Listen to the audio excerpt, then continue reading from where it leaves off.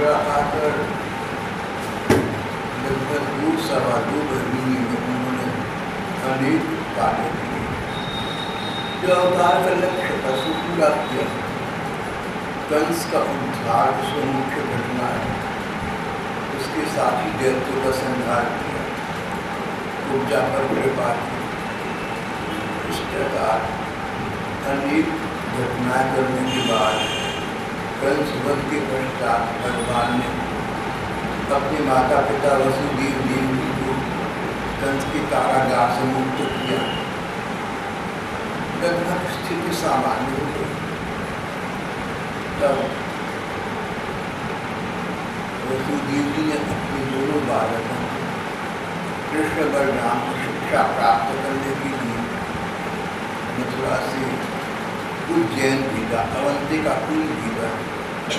वहाँ गुरु सांदीपनि ऋषि का आश्रम था, एक प्रकार का गुरुकुल था। बच्चों को अच्छी शिक्षा प्राप्त हुई। 2 महीने वहाँ रहकर विविध कलाओं में पारंगत होकर कृष्ण बलराम वापस मथुरा आ गए।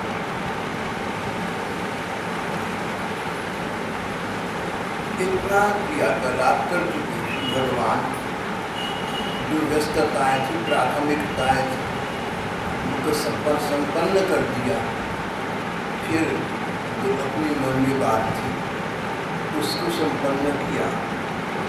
ऋषीणां प्रबलो मंत्री कृष्णस्य दयता सखा शिष्यो बृहस्पति साक्षात् उद्धव। फिर एक दिन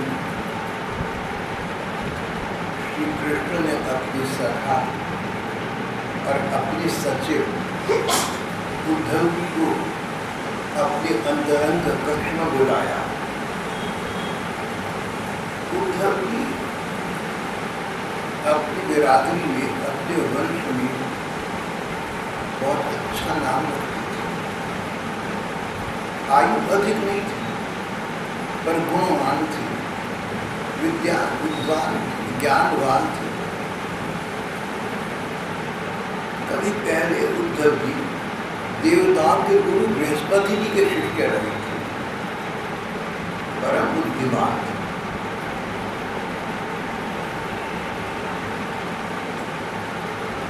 श्री कृष्ण के सखा उद्धव जी के विषय में, उनकी महिमा के संबंध में इससे बढ़कर और कौन सी बात कही जा सकती कि वे भगवान कृष्ण की दयिता सखा, अतीव प्रिय सखा, अंतरंग मित्र। अपने मन की बात श्री कृष्ण, सारा संसार अपने मन की बात भगवान से करता है और भगवान कृष्ण अपने मन की बात उद्धव से किया है। अंतरंग मित्र। उद्धव जी बुद्धिमान थे। जब श्री कृष्ण उनसे परामर्श ली थी, मंत्रणा ली थी, राय ली थी, तो उनका अभिमत निष्पक्ष और समझदारी का होता। जैसे अंधविश्वासी लोग जिसके प्रति श्रद्धा है उसकी हर बात की प्रशंसा ही करनी है, उद्धव जी का ऐसा नहीं था। श्री कृष्ण के परम भक्त थे। छोटे बच्चे थे तब भी श्री कृष्ण के प्रति भक्ति भाव रखते। 5 वर्ष के थे तब भी श्री कृष्ण हुए। श्री कृष्ण के परम भक्त उद्धव जब श्री कृष्ण को राय मांगती तो बुद्धिमान थे। बुद्धि का प्रयोग करके जो उचित अभिमत बनता सो प्रदान। ऐसा नहीं था कि कृष्ण तो भगवान है या कृष्ण मेरी अपनी है, मेरे सखाएं, ये जो कहती हैं ठीक कहती हैं, मैंने इनकी बात को हाँ में हाँ मिलानी। ये संकीर्णता उन्हें नहीं थी। इस बात से श्री कृष्ण बड़ी प्रसन्न थे। अंग्रेजी की कहावत है, beware of those who always agree with you। ऐसे लोगों से मैं तो बहुत घबराता हूँ जिनको मेरी हर बात अच्छी लगती है, हर बात ठीक लगती है, उनको तो मेरी बात गलत लगती नहीं, अपनी नहीं लगती। ऐसे लोगों से मैं बहुत घबरा। इस प्रकार का व्यक्ति दो वर्गों में आ सकता है। कोई भी व्यक्ति हो जो आपकी हर बातों हाँ में हाँ मिलाता हो, हर जगह हाथ जोड़े खड़ा रहता हो, बस आपसे अच्छा कोई है नहीं, आपकी बात ठीक होती है, तो दो प्रकार के ऐसे लोग हो सकते हैं। आमतौर पर चाटुकार, नासमझ या असंतुलित व्यक्तित्व के तो ऐसे लोग हो सकते हैं कि आपका रुचि नहीं है, इसलिए आपने बात करी, हाँ ये तो है, बिल्कुल ठीक है, अच्छा आगे बात करिए, या नॉट इंटरेस्टेड, कौन दिमाग लड़ाएंगे आपके बारे में, हमें हाँ मिला नहीं बात करना। ऐसे लोगों से घबरा कर बच कर रहना चाहिए। अगर आपके पास धन है, सत्ता है, कोई सांसारिक विभूति है, उसके कारण से भी लोग आपकी जिहल भी कर सकते हैं। ऐसे लोगों से बहुत डर कर रहना चाहिए। दूसरे लोग बहुत ही कम ऐसे हो सकते हैं जिनका मन मस्तिष्क सचमुच ये मानता है कि आप संसार से अलग है और सच्चे हैं। उनका मन ये कहता है, उनका अनुभव ये कहता है, उनका अध्ययन ये कहता है, उनकी बुद्धि कहती है कि इनसे अच्छा इनसे अपना कोई हो नहीं सकता। ऐसे लोग भी जीवन में हो सकते हैं, कहीं कहीं होते भी हैं, लेकिन प्रायः नहीं होते। उद्धव जी इस बात में विशेष व्यक्तित्व थे। श्री कृष्ण को भगवान जानते थे, उनकी हर बात को ठीक मानते थे, लेकिन जानते थे कि श्री कृष्ण अवतार लेकर लीला कर रहे हैं, तो जब श्री कृष्ण राय मांगते तो जो उचित समझते वही कहते थे। ऐसा व्यक्ति जो ठीक बात कहता है। अगर मंत्रीगण, अगर राय देने वाले लोग डर से, लोभ से या किसी अन्य कारण से उचित राय नहीं देंगे तो लेने वाले का काम बिगड़ जाएगा। उचित मित्र वही है जो मित्र को ठीक राय दे। तो उसका मतलब ये नहीं निकालने का आज के बाद सब लोग मेरी हर बात काटनी शुरू कर दें, जिससे कोई भाई तो ऐसा नहीं आपको नहीं पता आपसे कोई जब खाली ने कहा हम सब ने मिलकर के भाई साहब की हर बात को काटना पड़ेगा। यहाँ भी संतुलित होना चाहिए। जो बात आपसे हुई उसमें जो आपको ठीक लगा सो आपने कहना है, भले ही उसको अंतिम स्तर पर मान्यता मिले या न मिले, जब ठीक बात है आपने कहना। नम्रता से एक बात है, उद्धव जी का श्री कृष्ण के प्रति रवैया राय देने की समझ थी उन्हें, और राय देने के लिए निष्पक्ष बुद्धि थी उन्हें। श्री कृष्ण के प्रति हितैषिता का और सौहार्द का परिपूर्ण भाव था। इसलिए श्री कृष्ण उद्धव जी को बहुत चाहते, मन से चाहते, प्राणपण से चाहते। उनका सलाह, उनका मशवरा, उनकी मंत्रणा, उनका परामर्श जाता। फिर यहाँ प्रसंग आ रहा है, एक दिन श्री कृष्ण ने अपनी दैत्य सखा, अपने प्यारी से प्यारी अंतरंग मित्र उद्धव को बुलाया और भगवान प्रेष्ठम भक्तम, प्रेष्ठम भक्तम, अपने प्रेष्ठ भक्त, अपने श्रेष्ठ भक्त, अपने प्रिय श्रेष्ठ प्रेष्ठम भक्तम, एकांतिक भक्ति रखने वाले, भगवान के प्रति एकांतिक भक्ति भाव का बड़ा महत्व हमारी भक्ति साहित्य में कहा गया है। शुक्रिया जी यहाँ पर विशेष ध्यान देकर शब्द प्रयोग करते, एकांतिनम क्वचित्। उद्धव जी श्री कृष्ण की श्रेष्ठ भक्त थे, दयिता सखा थी, इसलिए उनका श्री कृष्ण के प्रति एकांतिक प्रीति का भाव था। कोई प्रदर्शन नहीं था, प्रचार की इच्छा नहीं थी, मेरा नाम हूँ मैं कृष्ण का प्रेमी हूँ, ऐसा नहीं था। सरल भाव, सरल मन, जो मन में है सो है।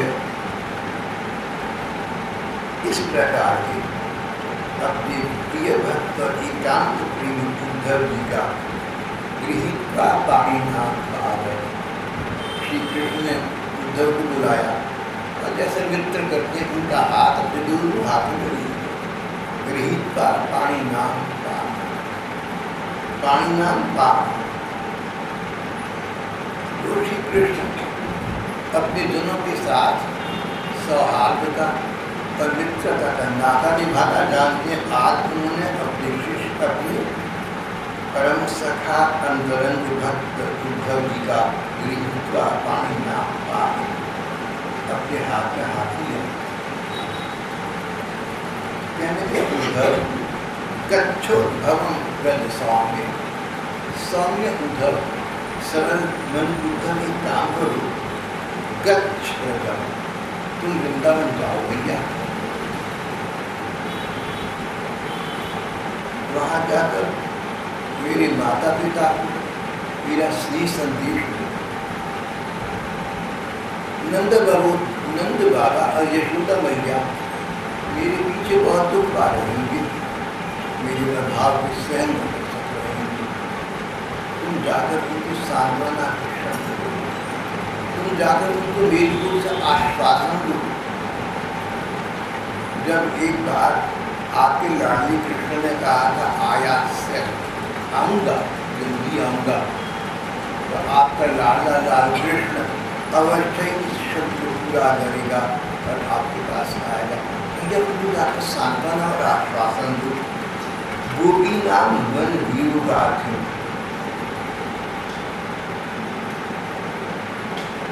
गोपियाँ मेरे वियोग की आदि से संतप्त हो।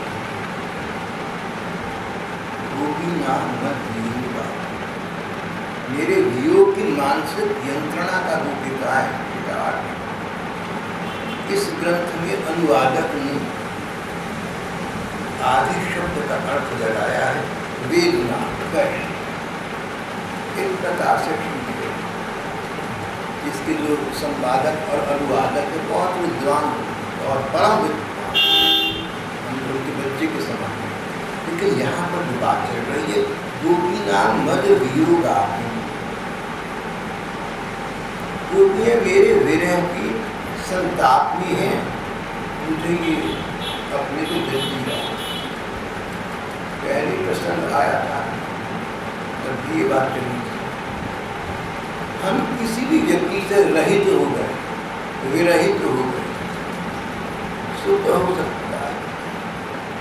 हम किसी वस्तु से रहित हो गए, किसी व्यक्ति से रहित हो गए, विरहित हो गए, विरह व्याप गया, एक बात। पर योग शब्द का बड़ा गहरा अर्थ है, जिसके साथ योग हुआ था हमारा, जिस प्रियजन के साथ योग हुआ, मन मिला था, तन मिला था, जहाँ पर अपने तन मन एक हो गए, सर्वस्व समर्पण हो चुका था, वहाँ पर जहाँ योग युक्त हो चुके थे, प्रियवर से पूरे पूरे मिल चुके थे, वहाँ पर उस स्थिति का अब न होना, इस विरह का, इस प्रगाढ़ संताप का नाम योग है। योग से विरहित हो। श्री कृष्ण ने, सुखदेव जी ने ठीक शब्द प्रयोग किया है। ठाकुर जी ने कहा गोपी नाम मद वियोग आते, गोपिकाएं मेरे वियोग की। जानते हैं श्री कृष्ण, इन गोपिकाओं को मैंने कंठ लगाया, इनको मैंने गले लगाया, इनको लाल लड़ाया, इनसे लिपटा चिपटा, इनका तन, इनका मन, सर्वस्व समर्पण मैंने स्वयं स्वीकार किया है। मुझे पति प्रियतम के रूप में पाने की जब उन्होंने कामना की, तो मैंने प्रकट होकर कहा था तुम्हारी इच्छा का मैं अनुमोदन करता हूँ। फिर महारास किया, उसमें गोपिकाओं को हृदय से लगा लिया। योग तो हो चुका था।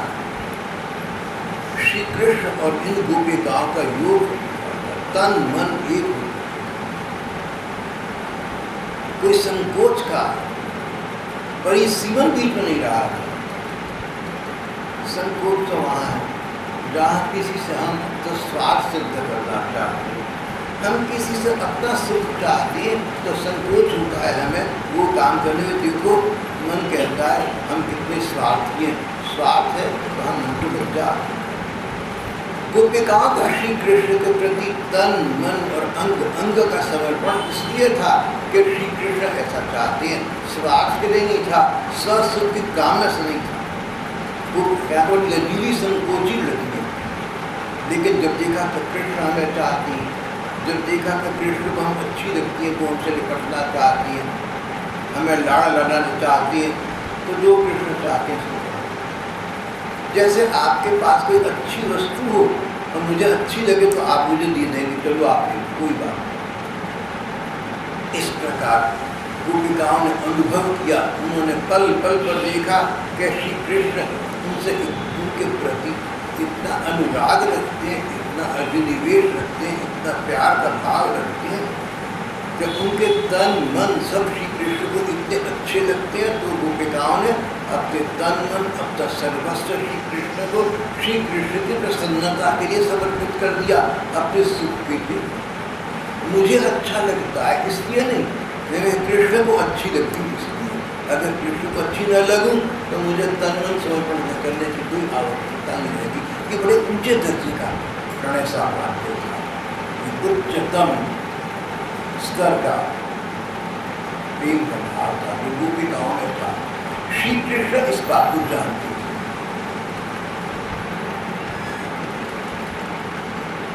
तो 3 बरस कहते 2 महीने, दोबारा शूनक कहते हैं कि 2 वर्ष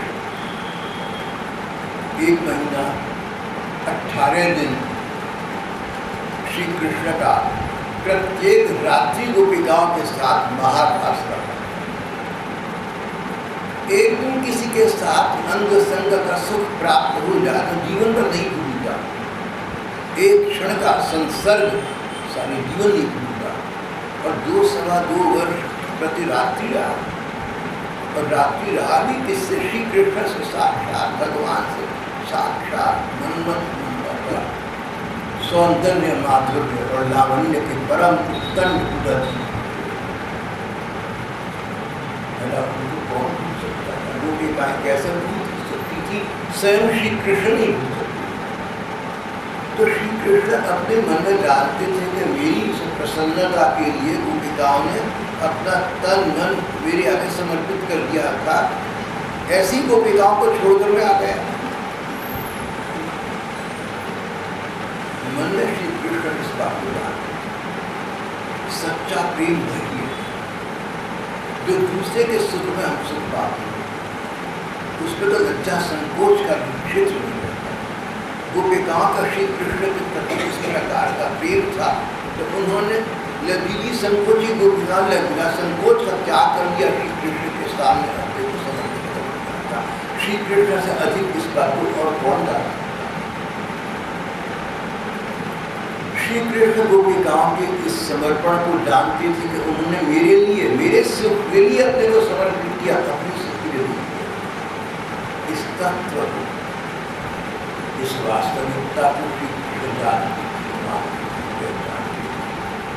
परिणाम ये कि अपने परम अंतरंग सखा उद्धव को बुलाया, उनसे कहने लगे, उद्धव गच्छ उद्धव रजम सौम्यम। मेरे सखा उद्धव, मेरे कहने से तुम जरा वृंदावन चले जाओ।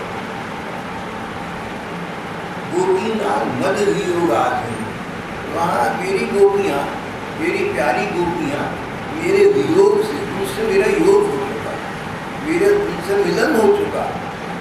उसके पश्चात मेरी उस वियोग की आदि में, आदि का मतलब मानसिक रोग, मानसिक समता, आदि व्याधि, व्याधि शरीर के रोग जो पता चलते हैं हमें भी, चिकित्सक को भी, दोनों को। आदि मन का संताप, मन के रोग कौन कह सकता है?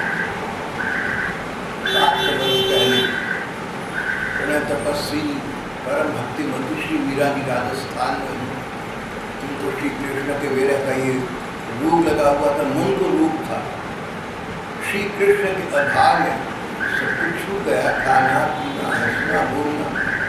दुबली पत्नी होती है, राजकुमारी थी, बहुत राज परिवार, बहुत धनाढ़ परिवार की लाडली बच्ची थी, पर स्वास्थ्य समाप्त होता गया, मन दुखी था, उसका प्रभाव तन पर पड़ता गया। प्राण हमारो वहाँ बसत है, यहाँ तो खाली फूल। भैया हमारे प्राण तो श्री कृष्ण में रहते हैं, जहाँ वो हैं। ये शरीर जो तुम्हें दिख रहा था उसका डब्बा है, प्राणों का डब्बा है। जैसा आपने कोई गैजेट लिया, आपने कोई वैज्ञानिक संयंत्र लिया, आपने कोई रेडियो लिया या ऐसी कोई म्यूजिक का संगीत की चीज़ ली, किसी डिब्बे में आई, चीज़ निकाल कर आप काम में डालें, डिब्बा एक तरफ रख के, डिब्बा तो किसी काम का नहीं रहा। वो गोपिकाओं की भांति मीरा जी ने कहा था, प्राण हमारो वहाँ बसत है, हमारे प्राण तो श्री कृष्ण में रहते हैं, यहाँ तो खाली खोल। ये जो शरीर तुम देख रहे तो उसका डिब्बा है, इसका क्या करना। रेडियो पर एक गाना बजा करता था, जिंद ले गया वो दिल का स्वामी, दिल बेजान रह गया, कुछ ऐसा सा था। नायिका ने वियोग व्यथित नायिका ने कहा कि जैसे मकान में से मालिक निकल कर चला जाए, खाली मकान पड़ा तो वहाँ तो नहीं रहता, ऐसा मेरा नायिका का मन है। मेरे हृदय सम्राट, मेरे हृदय के देवता तो चले गए, अब ये शरीर तो ऐसा पड़ा है जैसे खाली मकान, सूना मकान, अब इसके अच्छे बुरे से क्या नहीं पता। मकान अच्छे से अच्छा हो, लेकिन कोई रहने वाला ना हो तो कोई सार्थकता तो नहीं। मीरा जी ने अपने विषय में ऐसा कहा। जब घर वालों ने देखा कि मीरा तो रोगी होती जा रही है, सोचा पता तो करें क्या बात है। बाबुल वैद को लाई जा रही, पकड़ दिखाई मारी माँ। बाबुल वैद को लाई जा रही, पिताजी ने चिकित्सक वैद्य जी को बुलाया गया। पकड़ दिखाई भारी बाह, और मेरी बाह पकड़ कर उनको दिखाई दे, देखिए मेरी बच्ची को क्या हो गया। मूर्ख वैद्य मरम नहीं जाने, बेचारा भोला भाला चिकित्सक, उसको क्या पता कि इसके मन में श्री कृष्ण का निवास है और श्री कृष्ण अन्यत्र है, इसलिए इसको मन का रूप है। मूर्ख वैद्य मरम नहीं। इस प्रकार की स्थिति इन गोपिकाओं में, श्री कृष्ण इस स्थिति से भली भांति अवगत थे। उन्होंने जानते थे सब कुछ ढूंढकर गोपिकाओं के बीच हुआ है। गोपी नाम मद वियोग आधिम, इसलिए गोपिकाएं मेरे वियोग की आदि से मानसिक संताप से ग्रस्त हैं। उनको जाकर तो मेरा प्रेम संदेश दो, कुछ आश्वासन के, कुछ सांत्वना के दो वाक्य बोलो, मन हिंसा से मुक्त हो सके। मन नमस्कार मदर्थे त्यक्त दैहिका, इस देह से संबंध रखने वाले अपने रक्त संबंधी और रिश्तेदारों का, माता पिता बहन भाई दादा पोता पति पत्नी, संसार के जितने संबंध शरीर को लेकर है, उन सब संबंधों का उन्होंने विसर्जन कर दिया, उनको विस्मृत कर दिया, उनको तो भूल गई वो केवल बुद्ध श्री कृष्ण के लिए। जिस प्रकार उन गोपिकाओं को अपने प्रति इस प्रकार समर्पित देखकर मैंने उनके समर्पण को सहर्ष स्वीकार किया, अब उनको मेरी याद आती रहती है, वो उसमें व्यथित रहती है, जाकर उनको मेरा संगीत दो, उनको सांत्वना दो।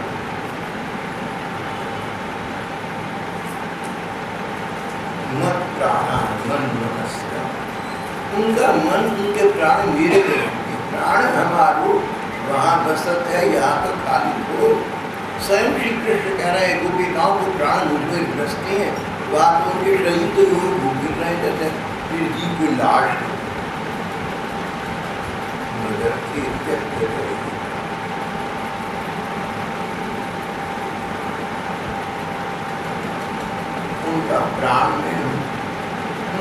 जीवन में उनका सर्वस्व है।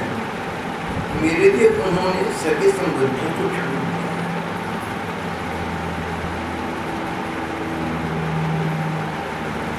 मुझी को अपना प्यारा, अपना प्रियतम नहीं अपना आत्मा मान रखा। उद्धव जो लोग मेरे लिए लौकिक और पारलौकिक धर्मों को छोड़ देते, उनका भरण पोषण मैं स्वयं करता हूँ। मैं उन गोपियों का परम प्रिय था। महिता प्रिय सांप्रे दूरस्थी दूरस्थिया, परंतु मेरे यहाँ चली आने से वे मुझे दूरस्थ मानती है। मेरा स्मरण करके अत्यंत मोहित हो रही, विरह उत्कंठ भला, मेरे अभाव में वो बार बार मूर्छित हो जाती है, रोज गवा बैठती है, अपना ख्याल नहीं रखती। प्रतिक्षण मेरे लिए उत्कंठित रहती है। उत्कंठा मिलन की कामना, उनके मन में ये उत्कंठा बनी रहती है, ये कामना बनी रहती है, ये पिपासा बनी रहती है कि कहीं से किसी प्रकार श्री कृष्ण कुछ क्षण के लिए तो हमें मिलना है।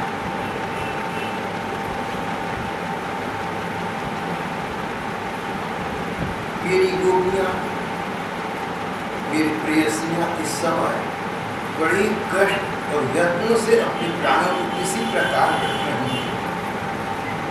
प्रत्यागमन संदेश है। मैंने उनसे कहा था वापस आऊंगा मैं, लेकिन गया नहीं अभी तक।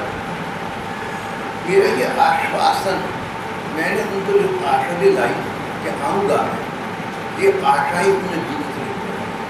आशा बलवती रात, होपिंग अगेंस्ट होप। अभी भी उनकी ये आशा है कि कभी न कभी कहीं ना कहीं से श्री कृष्ण आ जाएंगे।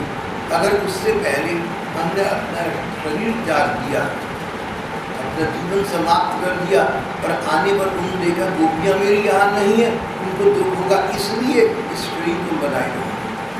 जी इच्छा से समाप्त हो गई, जीने की इच्छा तो नहीं रही, लेकिन शरीर को व्यवस्थित रखा। हम इसलिए जीवित हैं कि हम जीवित न रहें और तब कहीं कृष्ण आ गए तो हमें जीवित न देखकर, हमें यहाँ पर न पाकर उनको बड़ा कष्ट होगा, उनको ये कष्ट उठाना न पड़े। इसलिए हम अपना जीवन व्यवस्थित रख रही है, बरकरार नहीं रख रही है, नहीं तो प्राण हमारे शरीर को वो छोड़ चुके हैं। गोपियाँ, मेरी प्रेयसियाँ इस समय बड़ी कष्ट और यंत्र से अपने प्राणों को किसी प्रकार रख रही हैं। मैंने उनसे कहा था मैं आऊँगा, बस यही उनके जीवन का आधार है।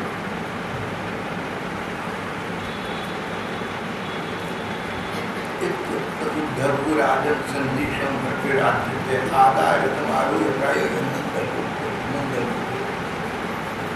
उद्धव श्री कृष्ण का ये वार्तालाप सुना। उद्धव जी स्वयं श्री कृष्ण के भक्त थे। जब तक श्री कृष्ण मथुरा नहीं आए, उन्होंने इन श्री कृष्ण का विरह सहा, विरह के कष्ट का उन्हें पता था। गोपिकाएं इतने कष्ट में रह रही हैं, ये सुनकर उद्धव जी गोपिकाओं के संभावित विरह को सहन न कर सके। बस लंबी बात नहीं कि इतना कहा, ठीक है मैं चलता हूँ, और जब पर सवार हुए वृंदावन। उद्धव जी परम सुंदर थे, शतसुरत श्री कृष्ण से मिलते, श्री कृष्ण के वंश के थे, उनके परिवार के थे, श्री कृष्ण का सतत चिंतन करते रहते थे। ऐसे में थिंकिंग सोई बिकम्स, चिंतन कृष्ण का करते करते स्वयं कृष्ण जैसे हो गए। और ये नियम था उनका कि जो कपड़े श्री कृष्ण उतार देते वो धारण करते, नए वस्त्र नहीं पहनते।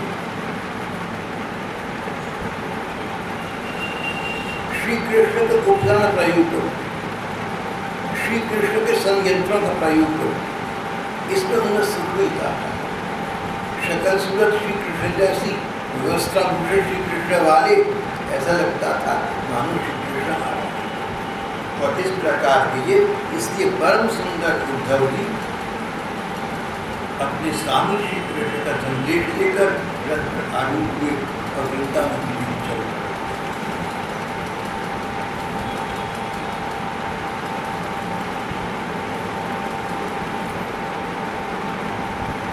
परम सुंदर सुंदर वही है जो भगवान का चिंतन करता है। भगवान का चिंतन करते करते भगवान जैसे गुण उसमें आने आरंभ हो जाते हैं। भगवान के गुण तो अनंत है, पर मुख्य जो बात महात्माओं ने कही वो है सबके साथ स्नेह का भाव, सबसे प्यार करो, स्वार्थ मत करो, दंड मत करो, सबके प्रति हितैषिता का भाव रखना, सबसे सौहार्द का संबंध रखना।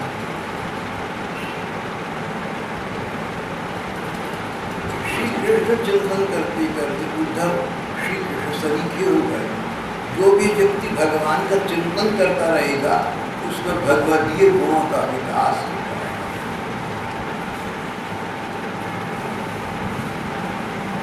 सुंदर व्यक्ति वही है जो मन में भगवान को स्थान देता है, मन में श्री कृष्ण का चिंतन करता है, संसार का चिंतन न करना, परिवार का चिंतन न करना, अपना भी चिंतन न करना, अपने गुण दोषों का विवेचन न करना,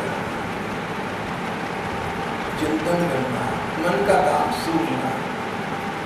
मन कभी खाली नहीं रह सकता, कुछ ना कुछ सोचेगा। इस चिंतनशील मन को श्री कृष्ण का विषय देकर श्री कृष्ण संबंधी बना देना है। जो व्यक्ति भगवत चिंतन करता है, मन में भगवान के विषय में सोचता है, उसमें उसके तन मन में भगवान जैसे गुणों का विकास होना आरंभ हो जाता है।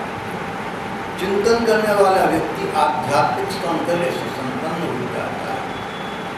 यही सौंदर्य आत्मा का सौंदर्य, मन का सौंदर्य सच्चा सौंदर्य है।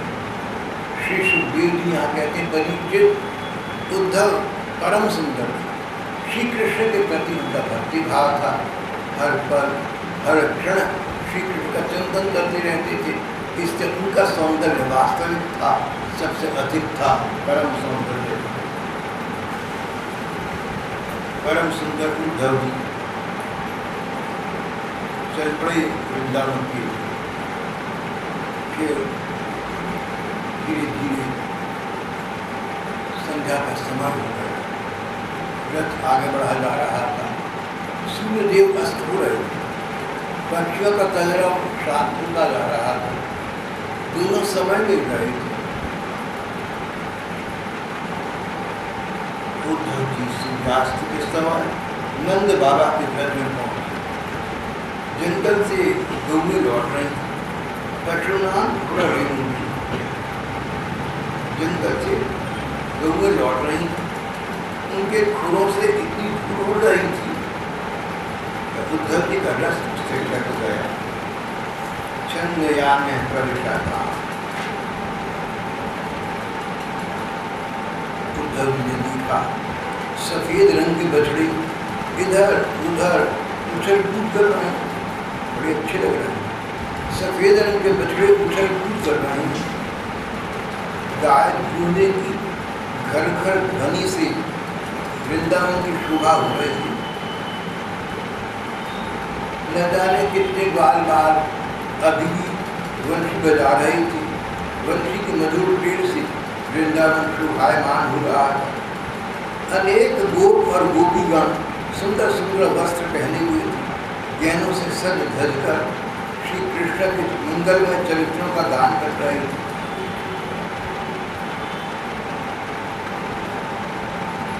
और इस प्रकार वृंदावन की शोभा और भी अधिक बढ़ गई। ऐसे लोग गोपी थे, अनेक थे, जो शाम के समय दिन भर के व्यवहार से मुक्त होकर परस्पर मिलकर बैठते जब श्री कृष्ण की चर्चा किया। 2.25 महीने पहले श्री कृष्ण यहाँ वृंदावन सुधाम बना हुआ था। तेहीनो दिवसा का वो दिन तक चलेगा। सब दिन भूत एक समान बाल भगवान की महिमा है। और फिर श्री कृष्ण की सुंदर सुंदर लीलाओं का एक दूसरे से परिचय देती लेती बार बार श्री कृष्ण की कथाएं कहती सुनती। अब तक श्री कृष्ण ने 11.5 वर्ष तक वृंदावन में जो लीलाएं की थी सबको याद थी, उनको दोहराया करते। वही लीलाएं बार बार कहने में तो थकान नहीं होती थी, उकताहट नहीं होती। कृष्ण चर्चा ही उनका विषय रहते। पर ये क्रम संख्या की दृष्टि से दूसरे वर्ग के गोप थे, पहले वर्ग के लोग। पहले वर्ग के गोपी तो वो थे जिनको बोलना भूल गया, चर्चा करना भूल गया, चर्चा के विषय श्री कृष्ण में मग्न रहती। किसी से मिलना जुलना समाप्त हो गया, किसी से बात करना समाप्त हो गया। अब मन ऐसा रहा नहीं कि किसी से चर्चा करें। चर्चित विषय वस्तु का चिंतन एकांत में मन करता रहता। जहाँ स्थान लेता जाकर बैठ जाती, आकाश की शून्य दृष्टि देखते रहती। उद्धव जी ने देखा गोपों के घरों में पूजा पाठ हो रहे। उद्धव जी ने देखा धूप की सुगंध चारों ओर फैल रही है, दीपक जगमगा रहे हैं। कितने ही गोपियों ने अपने अपने घरों को धूप फूल मालाओं से सजाया हुआ था। गोपावासल मनोरम, इस प्रकार इन गोपों के घर मनोरम, बहुत ही मनोरम हो रहे, सुंदर हो रहे। सर्वतः पुष्पित वन विदाति कुलनाथ, चारों ओर वन पंक्तियां फूलों से लग रही थी। पक्षी चहक रहे थे, भौरे गुंजार रहे थे। कमलों के वन अपनी शोभा से संपन्न थे। हंस बत्तख आदि पक्षी उनमें आगे विहार कर रहे थे। उस समय इस प्रकार की वृंदावन की शोभा को देखते हुए ब्रज में पहुंचे, सीधे नंद भवन पहुंचे, नंद बाबा के यहाँ पहुंचे। नंद बाबा ने कहा उद्धव आना। कुछ क्षणों के लिए मानो समय का प्रवाह अवरुद्ध हो गया। जिन नयन तुम माधव देखे, तुम देखे जन माधव देखे। यशोदा मैया नंद बाबा की मन की स्थिति बन गई। उद्धव जिन नयनों से तुम श्री कृष्ण को देखकर आ रहे हो, तुम्हारे नयनों में श्री कृष्ण की छवि बसी हुई है। तुम्हारे नयनों को देखकर हमें ऐसा लग रहा है मानो हमने श्री कृष्ण को देख लिया। तुम देखे जन माधव देखे। ये पंक्ति सूरदास जी आज से 500 वर्ष पहले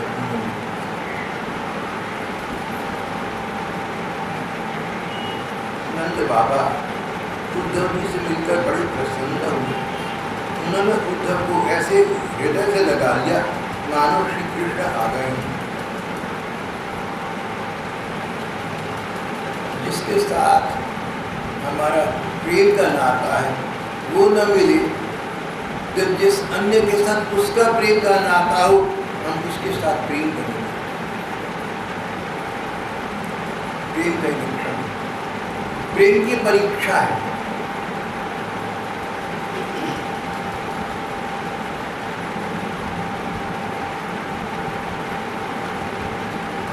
चंडीगढ़ में एक भैया है, बुजुर्ग व्यक्ति है, घर में रहते, आना जाना बाहर नहीं हो पाता। कहते थे, उन्होंने पत्र में लिखा था कि जब कोई व्यक्ति आपका संदेश लेकर मेरे पास आता है तो मेरा दिल करता है मैं इसे क्या दे दूं। ये आपसे मिलकर आ रहा है, आपका संदेश लेने आया है, और सच कहूं तो मुझे वह आपसे अधिक अच्छा लगने लगता है। मुझे मिलने आया, भले ही आपको उठाया, आपको मिलने नहीं जाए, आपसे अच्छा मुझे आपका भेजा व्यक्ति लगता है। ये तो उनकी अभिव्यक्ति है, जैसे जिसका भाव है। मेरे बड़े भाई की तरह से, मित्र की तरह से। यहाँ तो श्री कृष्ण साक्षात भगवान मानव रूप में लीला कर रहे हैं, सर्वगुण संपन्न, सर्व सौंदर्य संपन्न। उन श्री कृष्ण का संदेश लेकर उनके अंतरंग प्रिय सखा उद्धव यहाँ नंद बाबा के यहाँ आए हैं। नंद बाबा का हृदय कुछ क्षणों के लिए श्री कृष्ण की विस्मृति को विस्मृत कर गया और नंद जी इन उद्धव जी से मिलकर परम आनंद को प्राप्त हुए।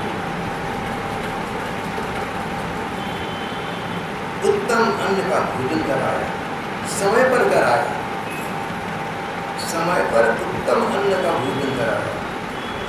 जब उद्धव जी आराम से पलंग पर बैठ गए, घर के सेवकों ने उनके पांव दबाए, उनको पंखा झला, उनकी थकान दूर कर दी। उसके बाद धीर पुरुष नंद जी ने आगे बात, उद्धव के आते ही उन्होंने अपनी बात आरंभ नहीं कर दी। कृष्ण का क्या हाल है, आया नहीं, ऐसा नहीं। उद्धव जी का सत्कार किया, कुशल प्रश्न पूछे, स्वस्थ कर देखा कि अब ये सामान्य स्थिति में वापस आ गए, थकान नहीं रही है, आने की यहाँ तक आराम से पलंग पर बैठ गए हैं, थकान दूर हो गई। तब नंद बाबा ने उनसे पूछा, परम भाग्यवान उद्धव जी, हमारी सखा वसुदेव जी जेल से छूट गए, उनके आत्मीय सदन तथा पुत्र आदि उनके साथ हैं, इस समय वे सब कुशल से तो हैं। बड़े सौभाग्य की बात है कि अपने पापों के फलस्वरूप पापी कंस मारा गया। वो पापी था, पापी क्यों था? पापी से कहते हैं तो आप यदुवंश से द्वेष करता है, किसी से द्वेष करो ना तो द्वेष रहेगा तो अपने मन में, ये पाप अपने मन में रहेगा। किसी से द्वेष मत करना, इससे ईर्ष्या मत करना, इससे डाह का संबंध मत करना, किसी प्रति विरोध का भाव अपने मन में मत करना। हमारे धर्म ग्रंथों ने जिन बातों को महापाप कहा है ना, उनमें द्वेष, ईर्ष्या, द्वेष की है। कृतज्ञता, ईर्ष्या, द्वेष और पाखंड, इनको हमारे धर्म ग्रंथों ने सबसे बड़ा पाप कहा। नंद बाबा ने कहा, उद्धव आप सज्जनों से द्वेष करता था, आप भले लोगों से द्वेष करता था, ये तो सबसे बड़ा पाप था। उसका ये पाप उसको खा गया, पापी था। साधुजनों से द्वेष करता था, सज्जनों से द्वेष करता था, ईर्ष्या करता था। अगर ये पाप उसको न किया होता तो उसके वध के बालक बनते ही नहीं। उसके वध के बालक तो इसके बने ना कि पाप करता था, सबसे द्वेष, ईर्ष्या का भाव रखता था, उसका पाप उसे खा गया। फिर परम धैर्यवान नंद बाबा ने पहले तो उद्धव जी के आने पर उनको विश्राम कराया, जलपान कराया, उचित भोजन दिया, फिर अन्य लोगों का हालचाल पूछा और अंत में अपने हृदय के मुख्य विषय पर आ गए। अच्छा उद्धव जी, एक बात बताइए, कृष्ण कभी हम लोगों की याद करते हैं? अब इस पर के न कृष्ण मातरम सुविधे सखी गोपान व्रजम चार पांच आठम दारू वृंदावनम के, ये उनकी माँ है, सदन संबंधी हैं, उनके सखा हैं, उनकी गोपियाँ हैं, उन्हीं को सर्वस्व मानने वाला ये वृंदावन है, उन्हीं की गौएँ हैं, उन्हीं का गिरिराज गोवर्धन है। क्या भी कभी इनका स्मरण करते? अब इस पर के जानते, इस वृंदावन का कण कण के चरण चिन्हों से आच्छादित है, क्या इस वृंदावन का कभी वो स्मरण करते? ये तो बताइए कि हमारे गोविंद अपने श्रुत बांधवों को देखने के लिए एक बार भी कहाँ आएंगे क्या?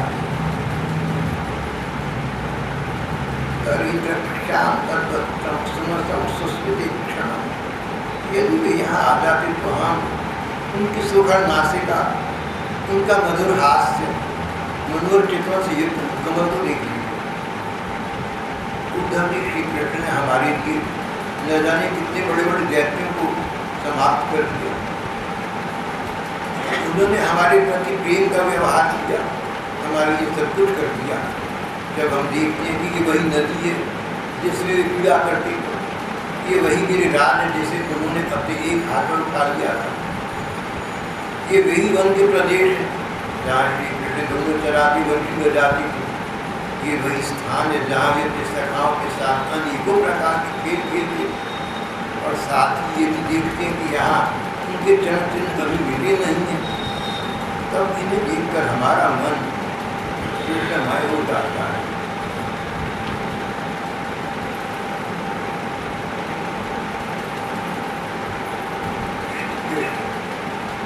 हमारे कृष्ण इस समय मथुरा में सुखपूर्व विराज रहे हैं ना। आप उन्हें उनके समाचार नंद बाबा का हृदय श्री कृष्ण के अनुराग के रंग में लगा हुआ था। उनकी एक एक लीलाओं का उन्हें स्मरण होने लगा। प्रेम की बाढ़ आ गई, वे विभ्वल हो गए। मिलने की अत्यंत उत्कंठा क्रम उनका गला मिल गया। देखिए वे अब चुप हो गए। चर्चा का विषय पहले चर्चा कर रहे थे, अब मौन हो गए। चर्चा का क्षेत्र था संस्कृत्य संस्कृत्य नंदे कृष्णानुरक्त प्रेम प्रसर अभिता। जब प्रेम का आधिक्य हुआ तो चुप पूरी देर की जब आत्म शांत नीरव हो गया। न बाबा बोले, न मैया बोली, न उद्धव कुछ बोले। तीनों मूर्तियां शांत, तीनों मूर्तियां मुक्त। आगे का प्रसंग अगली बार।